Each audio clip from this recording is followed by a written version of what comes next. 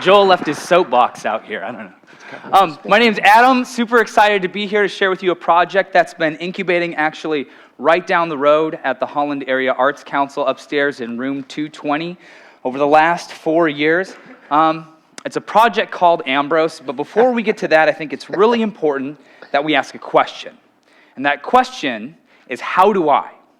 Now, this question is at the start of any sort of authentic inquiry that we make. So whether it's when we're young, maybe we start out and it's how do we tie our shoes, or how do we Velcro our pants if we have Velcro pants? How do we make friends? How do we get a girl that we like to notice us? Then we grow up and it's how do I maybe get venture capital for an idea? And for me growing up, the primary question that I was asking was, how do I get an A? And I think that there's a lot of pressure in schools with standardized testings, even more so to ask that question, for our teachers to be asking this question. And so what we've noticed over the last, I guess in my life and as we've been working with students over the last 4 years, is that there's a better series of questions that we can help kids ask.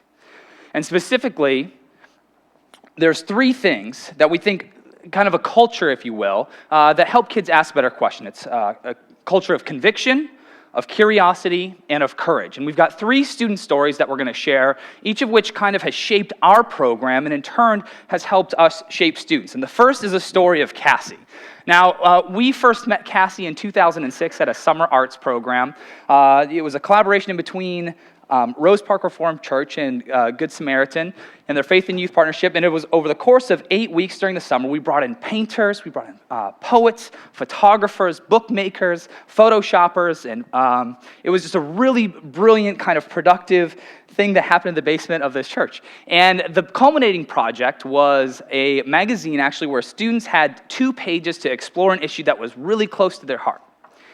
And I remember approaching Cassie's workstation and being so kind of like shocked at the difference in between how innocent Cassie looked and the gruesome stuff that was on her monitor. There was this amazing 2-page photo collage of factory farms and this lengthy essay and infographics exploring not only the negative effects of the people who worked in factory farms, but their environment, their effects on the environment, the effects of food on us as people. And for me as a 24-year-old, kind of experiencing this kind of conviction for a 7th grader, this really made me ask some different questions of myself and my own behavior.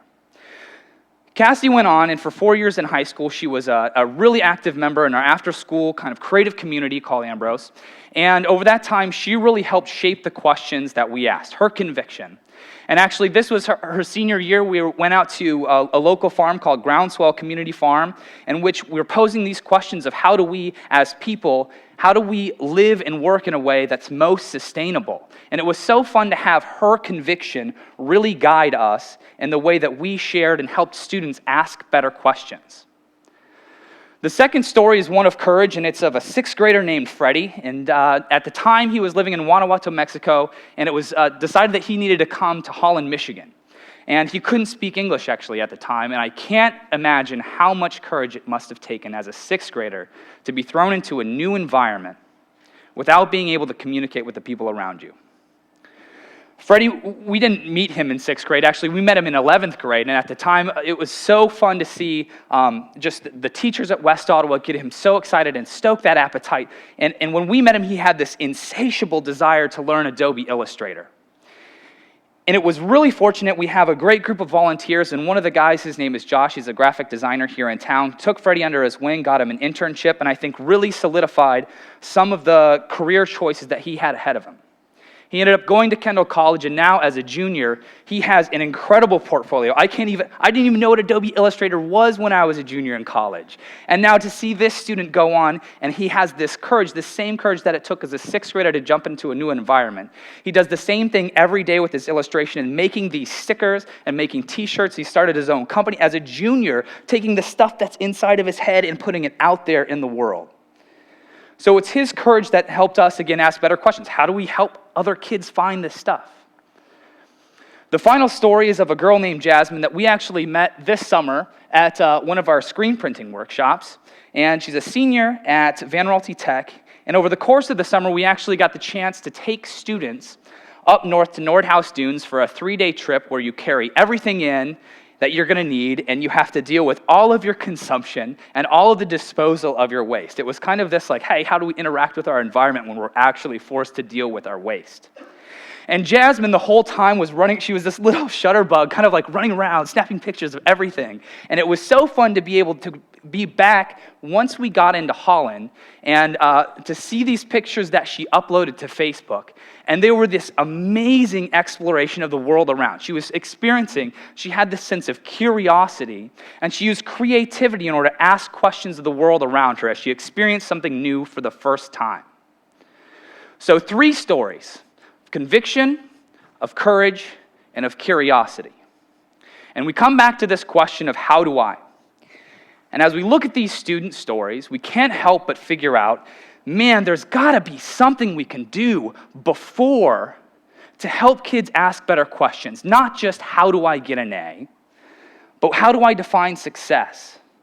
How do I find out what my passions are? How do I live a life that I can be proud of? And that's what led us to start Ambrose. Every Thursday, it happens in rhythms. Every Thursday after school, a group of volunteers gets together to co-make and co-learn alongside a group of high school students. In the monthly rhythm, the first Thursday of every month, we ask a guest artist to come in and to share their story, their process, their portfolio, and their progression as an artist. Heck, if you've got, your awkward junior high sketchbook with your princess drawings, it's so fun to see high school students be able to connect with artists who were once high school students, indulging high school desires.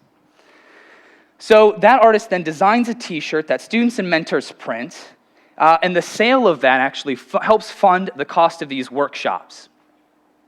It's creativity, it's problem solving, it's printmaking, and it's a little bit of entrepreneurship all rolled into one. Over the yearly rhythm of Ambrose, what happened is actually as we started with student questions, and we asked, what do you want to learn and how do you want to learn it? And then we went to businesses, and we said, hey, what do you think is important for students to learn and how do you think they should learn it? Then we went to creative professionals who said, hey, what do you wish you would have learned and how do you want to learn that even now? And what we realized is that the business community said, hey, we wish we had creative problem solving. We think business competency is super important, but we also think that there's this creative problem solving, that we need more competency in that. And we talked to creative professionals and said, man, I love being creative. It's so important for kids to understand the foundational basics, whether it be representational or drawing, but they also need to know the business side of things. And so that's what we set out to do. And so over the course of a year, we have a 9-month each month we focus on a different topic with a summer open incubator. So over the course, this was our 2011-2012 schedule, and we went through, and every month has a different guest artist associated with it. So we went through collage, typography, drawing, color, photography. Then we got into product design and development. Entrepreneurship and branding, we had guys that started Boxed Water come in and share their story. How do you actually start a company? When you're done with that, web design and marketing, how do you get that story out there? How do you tell that story using collage, typography, drawing, color, photography? Then once you do that, how do you launch it? How do you sustain it? What does that look like actually in practice? And over the course of this summer actually, we're kind of taking all of this stuff and we're opening up to kids to say, what do you want to do? What do you want to make? And let's help you do that. We want to help you get your hands dirty with these processes so you can start asking better questions sooner. Now, we also have this program where for $20 a month, people actually support the program by joining the Maker's Dozen. These t-shirts, again, designed by guest artists, printed by students, and this helps fund the program. It also helps us kind of manage inventory a little bit. And inside of this, what we wanted to do is the Maker's Dozen really gives people, our supporters, an inside look at what happens on a day-to-day basis. And so we wanted to take you through a little sample of that. So in December of this year, we had Rob and Lisa Walcott, some photographers here in town, come and share their story. And Rob led us on a photo tour through Hope College, and it was so fun to go through these ubiquitous kind of things that are all around us, these everyday invisible things. And then all of a sudden, when you walk through with a photographer, you have a totally different way of looking at them. So you walk through an alley, and where you typically see bricks and whatever, you see warm light and cool light, you see rim light, you see fill light, you see the sharpness of shadows. It's this totally new way of looking at the world. So a week later, we got together with students. We said, well, this was super intriguing. How do we carry this on in a collaborative way? And students and volunteers came up with this idea of our 330. Every day at 3:30 over the course of Christmas break, our goal was to take a picture, to look around your environment, to find something beautiful, to find and explore these issues or things that Rob and Lisa had talked about. And the final piece was a t-shirt that Lisa designed exploring similar issues, this notion of memory, of time. Not necessarily as concrete as a photograph, but these were things that happened around the kitchen table, her abstract kind of rendering of those things. So all of this happens, and again, it's been informed by student stories. How do you breed conviction and curiosity and courage to help kids ask better questions? And one of the students that's helped share that's helped shape that program is actually myself.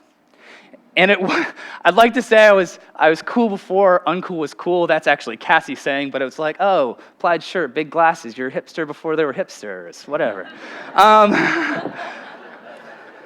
And so for me growing up, I loved art, I loved math. My dad was a math teacher and also a maker of sorts. I went into school to be an engineer, but it wasn't until I was a junior in college and had already spent $50,000 on my education that I stumbled on this thing, this sort of mix of creative education and design. It's experiential design. I had an internship in Chicago at a museum exhibit design firm. It's, wow, you don't have to choose one or the other. You can use both the creative and the analytical sides of your mind to design experiences to help people better engage with the world. And so we decided to call this project Ambrose because actually there's a while back I had a thing with patron saints, and there's this guy named Ambrose. It's a mosaic of Ambrose. And around the year 400 CE, what happened is Ambrose was the bishop of Milan. And there was this conflict with his neighbors, the Goths, and Ambrose had actually, the Goths had actually come in and kidnapped a bunch of Ambrose's congregants, taken them captive and were holding them ransom. And Ambrose looked around and he kind of took a mental inventory of what the church had, and he decided to melt down all of the ornamental gold in the church. And he reformed it into these gold bricks, this currency that was good in the Goths' language, and he took it to them and gave it as a ransom to help set people free. And so as much as this is Ambrose's story, the story is also our story. As we've taken a mental inventory and started to ask better questions as we've grown up, how do we find our passion? How do we find where the stuff that we're good at can meet the world's need? We realized that the stuff that we had was really, really valuable. The experiences that we had, the regrets that we had, our progress and the lessons learned along the way. And we had also, during the course of this kind of over the 4 years, we've been developing this business. It's actually a screen printing and design business, so we make and sell t-shirts and stuff, both for ourselves and for other people. And over the course of that, we said, hey, what if we had this kind of core technology, and every Thursday we stop and we do the same thing that Ambrose did. We melt down and we repurpose this stuff that's used to make beautiful stuff, and we use it to make impressions on kids' lives. We use it to help them get hands-on experience with business, with creativity, with problem solving, with asking big questions, with getting engaged in the world and asking better questions so that if they go to college, they know why they go to college, not just to get a golden ticket. So all of this, what I think is the big challenge for us at TED, is as we look around and we take a mental inventory of our accolades, of our education, and our experience, and the beautiful things that we've helped make. How do we melt them down and set people free? That's what we're trying to do, and that's my challenge to you. Thank you.